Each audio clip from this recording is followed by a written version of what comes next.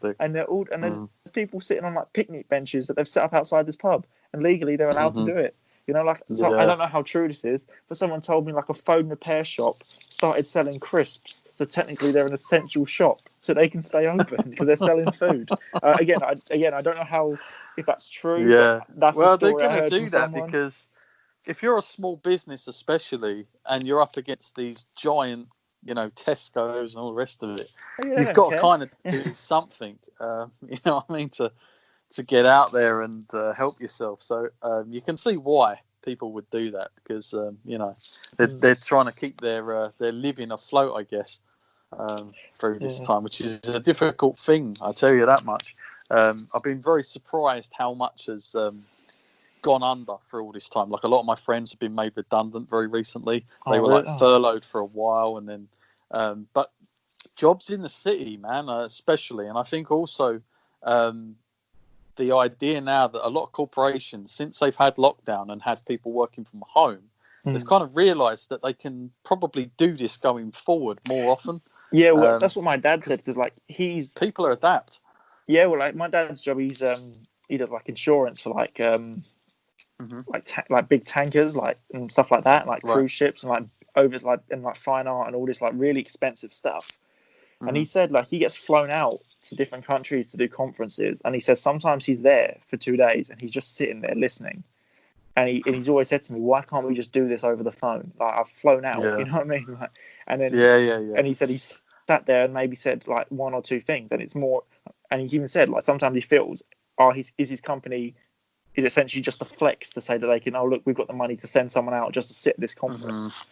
And even like working from home, he's saying he's getting so much more done. He said his work day, and not everyone, people are probably doing their exact hours, but like for example, his work day, he said he's still getting up at 5:30 every morning because it's what he's done for 30 years. But he said he's starting work earlier and still finishing at the same time. So he's like, technically, I'm getting more done because I'm taking out the travel. Which again, I'm sure not everyone's doing that. Some people are probably still like rocking in at starting at 9 and finishing dead on 5. And, doing their day's work in their pants probably. But like definitely people are saving money on like travel and things like that. So some businesses can work with it. I can relate to that. I mean, I've been fortunate enough where I've been able to work from home with what I do. But like again. Really and truly, I don't really need to be in London. I don't need to travel in all that way to do what I'm doing. So I think even they've realised now that like, there's a way around this now. Like when companies are kind of made to do it, like there's no choice in the matter. They'll adapt. But obviously, whilst everything was rosy, no one would ever think, of course you can stay at home and work. That just wouldn't be an option. But this has changed a lot of things. So I would imagine a lot of things now with technology. Like, look how many things like Zoom. I think Facebook have even come up with their own chat room type thing now, so that multiple people can get on. So they're all making like someone somewhere is always making money off of these situations. It's just crazy to think because I worked in insurance for like 4 months. It was the most boring thing I've ever done, so I quit. But I remember going in there, and the whole day I only spoke to people in China. Right. And I'm like, why am I here? I can do this from home. Fair enough, I probably get distracted. But I'm like, I've driven all this way. Yeah. I'm in London. I was in Sidcup, but same. I was like miles from my house, and I didn't speak. For one day, I was like, I'm not going to talk to anyone in the office about work stuff, and just see if I could do the whole day without speaking to someone about work stuff. And I didn't. I spoke to like people. Other side of the world, and it's like I do think that's another thing. I think they're gonna I think businesses will start rotating people in, so you'll still work 5 days, but maybe only 2 or 3 of them will be in the office. And then I think a lot of my other friends, they've been told basically a lot of their companies are saying that you can go to the office if you need to, if you feel you have to, but stay at home. We'll send you the stuff now. We'll send you the products you need and the tech you need, and it's kind of done. Because the thing is now with tech, it's like it's easier to get. It's affordable for businesses to get, and like it ain't nothing anymore. Like I mean, if this happened a while ago, I mean, say we had still had dial-up, we'd have a serious problem. Oh, imagine the world would just give up. Everyone's got it done. Well, yeah, you're right. To be fair Download something about all that stuff, because I'm thinking, like, I remember being little and my dad having a laptop, coming home from work with his work laptop, and I'd be like, what is that laptop? Like that little computer sort of thing. And I'm like, yeah, you're true now. Like, literally now you think everyone's got something touchscreen. Everyone's got, I'd say every household has at least one laptop. If not every person in the household has a laptop. You know, I have a laptop. I don't really use it. You know, it's just sitting there on my side. I haven't used it in about 6 months. Yes, it's almost like, I know people say about machines and us becoming machines and all the rest of it, but a phone and that little device that you have on you all the time to look up answers and stuff, it kind of is a part of us now in that sense. You leave your phone becoming at home. You literally you leave your phone at home. It feels like you lost a leg or something. You know what I mean? Like sometimes you're like even little things like knowing where stuff is. Like you go to a wrestling show and you're like, I need petrol. You don't even think about it. You just check your phone. But I'm thinking, how do people do that before? You just drive around and hope you don't run out. The whole idea, the concept, when they come up with having a mobile phone, something that you can take out with you, not just indoors. I'm sure whoever come up with that, those giant great bricks I'm talking about back in the 90s and late 80s, you'd see in the Wall Street film with Gordon Gekko. Who was it? Michael Douglas. Anyone wants to check that out. You'd see them being used that way. But like, I can't imagine when they come up with that, they ever would imagine that a phone would kind of have all this other access. Like it's almost, the phone part of it has become so secondary to what it's actually its main purpose for, that it's like, it's about the camera, it's how good the camera is, the video. It's like I can receive something now and I can then just press a button and it's on my big TV screen and I've got just instant. Do you know what I mean? It's just, oh man, it's unbelievable when you think about the evolution. You're saying about people becoming machines, like people becoming machines and stuff though. Like again, if you listen to Joe Rogan, they talk about this as well. But I think like he says on it, do you want to be the first person to get that like Neuralink sort of thing? Because does that mean that you're going to have the bulky big phone of that sort of thing? No one wants to be the guinea pig, I think. So they've either got to get this like perfect straight away, or be able to at least swap it out for the better ones when they come along. Because imagine if like you get yours and then like 5 years later there's a brand new one that makes your one look ridiculous and you've got this big thing on your head, or you know what I mean? Like it's hard to imagine, but I guess that's why we're in wrestling and not, like rocket science. It's pretty crazy. And of course, very recently we had Elon Musk send up his new his two crew up. What was it called? I forgot the damn rocket's name that they called it. But did you stand in your garden trying to see it? No, I didn't. I did for like an hour. I couldn't see anything. I think it was the first night they tried to launch, but it got cancelled.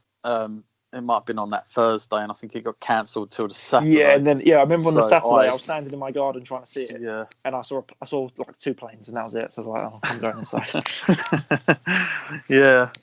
Pretty crazy stuff. And then I read about Tom Cruise, who's now working with Elon Musk to get a film done. Yeah, they're going to make a film in space. Jesus Christ. That guy.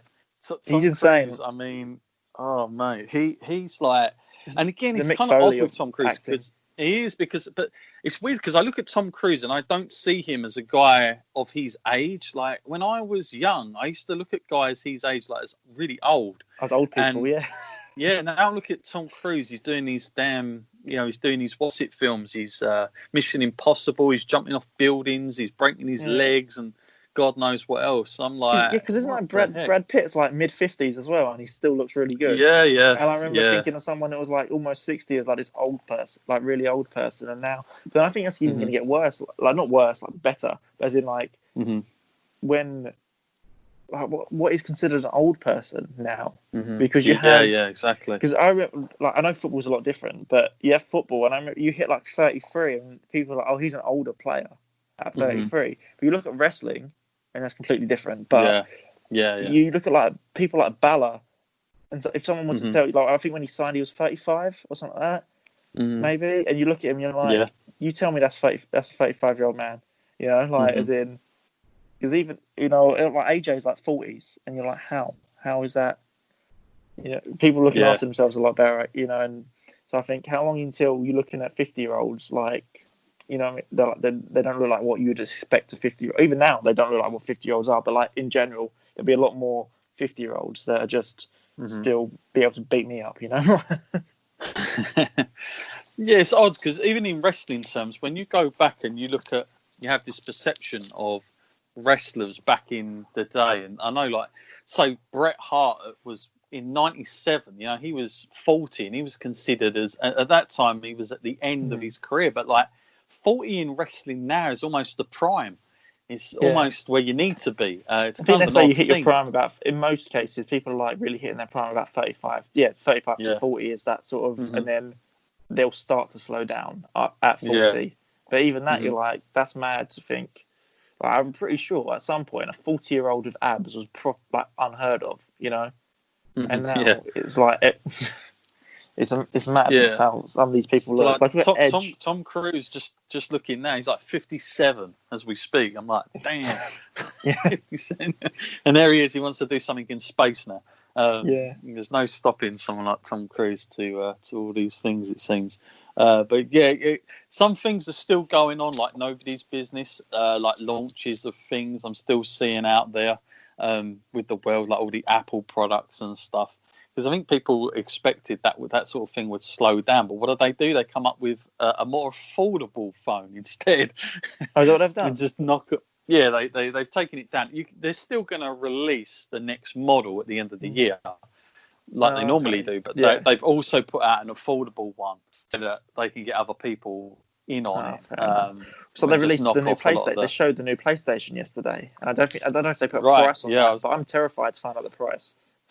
Well, I stayed up and watched it. Oh, did you? Yeah, it was last night. It was on about 9 p.m. in the UK, and so I checked it out because I had nothing better to do. And you know, it's kind of odd because the biggest criticism has been the look of it. Have you seen it? Have you seen what it's going to look like?